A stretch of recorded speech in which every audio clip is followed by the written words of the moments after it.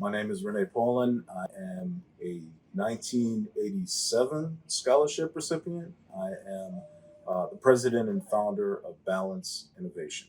Balance is a human-centered product innovation company. We help our clients find what the future of their products are, what the future of their business is, what the future of their category is, help them build out a pipeline and the future of their business. So before anything is designed, before anything goes to a shelf, we have to figure out what needs to go there, why it needs to go there, who it's going to serve. We do all that research, all the strategy work. We help them create their plan for their pipeline and their roadmap.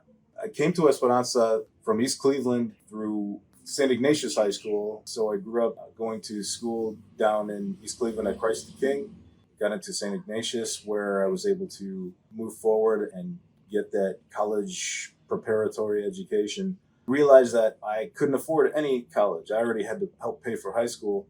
I could barely afford that with what my parents could make. I needed anything I could get as far as money to get in to pay for college. So Esperanza, when I found it, I applied and was accepted. And getting a scholarship here helped me start my education and get me where I needed to go, because I paid for all of my college 100%. Everything was me. So a combination of Esperanza, other scholarships, working, grants, and loans got me through school. So this was a blessing.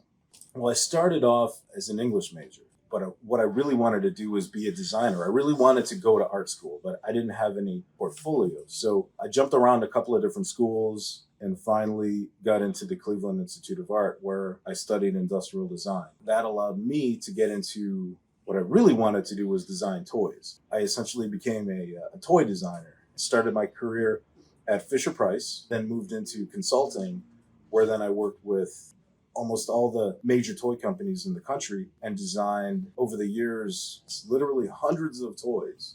Since graduation, career challenges are so many. One of the biggest challenges for me was to get past feeling like maybe I didn't belong with the big boys. Growing up where I did, coming from a lower income, blue collar family, to then be able to go to an excellent high school, to then be able to be the first in my family to get a college degree, I felt like, what was I doing here? What am I doing at the table with all these important people?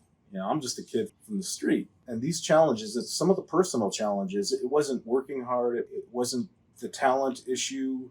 I had these things and I pushed them. It really was how do I feel more like I belong? Because it was really hard to believe that I could be at the boardroom table with all these people. The biggest challenge is that personal doubt. You can be intelligent, you can be talented, you can be all of these things, but if you don't work, if you don't earn it, then none of that matters, because no one's going to give you anything. No one ever does. Nobody ever will. So you earn it. Integrity. Another thing is, again, earning it, not cheating, not using AI to write your papers, not doing all that stuff. It's about what you do when nobody's looking is who you are. Having the character, having the integrity, having that work ethic, and the desire to learn constantly is huge. Realizing that you don't know everything, realizing that life is a learning process, realizing that every day is another opportunity to get better and to work for it. Don't expect to be the vice president. You're out of school. You need to earn it. You need to listen. You need to build the skills. You need to grow. You need to put yourself into uncomfortable situations. You need to feel pain in some way, discomfort, in order to learn. If you work out, you tear down your muscles, and then they repair themselves, and you get bigger, stronger, and you grow. It's the same thing with being a professional. It's the same thing with your mind, with your talents. You need to listen. Don't just wait for someone to say something and then throw in what you were hoping to say when they were done. You need to listen. Always listen. You need to have empathy. You need to understand and feel people all the time, because it's about that. You need to study psychology. There's another thing that I tell everybody in all fields, no matter what you do. You need to understand how people think, how you think, how people work. So no matter what you do, no matter what you see, no matter who you talk to, no matter who's driving that motorcycle down the street, you got to think about those people. It's the insecurities that we have that gets in the way of growth a lot of times. Respect your elders and learn from them. Like I said, even if you're smarter than they, it doesn't matter because wisdom goes a long way. Understanding the why behind everything people are doing, thinking, and feeling is such a big deal when it comes to empathy, when it comes to understanding, when it comes to moving forward in life. If you're going to move into management, if you're going to move into leading anyone, if you're going to move into research, you have to understand how people think. And also helps you understand yourself because that's a big deal. In school, also challenge everything, challenging the norms, maybe flipping things upside down, doing things a little differently. That may be a great way to get ahead. Also, network. Network, you probably hate it. It's uncomfortable. Most people tend to be a little bit introverted, but it's the people you know and the timing and all those things that put you into the place of opportunity. And when you build those opportunities, you create luck for yourself because, hey, you just happen to be there in the right place at the right time. I know this guy who can do this. I know this girl who can do this. So put yourself out there and do it. Always make yourself uncomfortable and grow, grow, grow.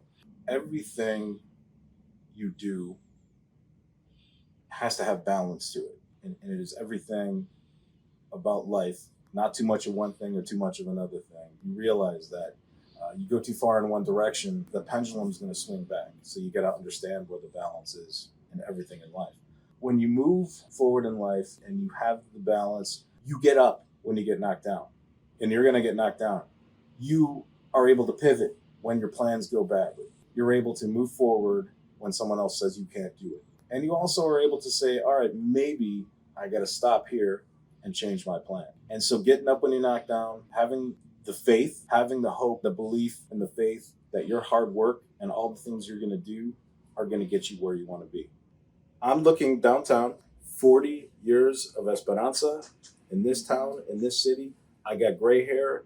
You guys probably don't, but this changed my life. I love being back here. I love that the opportunity was given to me. Push forward. Don't let anyone tear you down. Always have that faith. Always have the hope.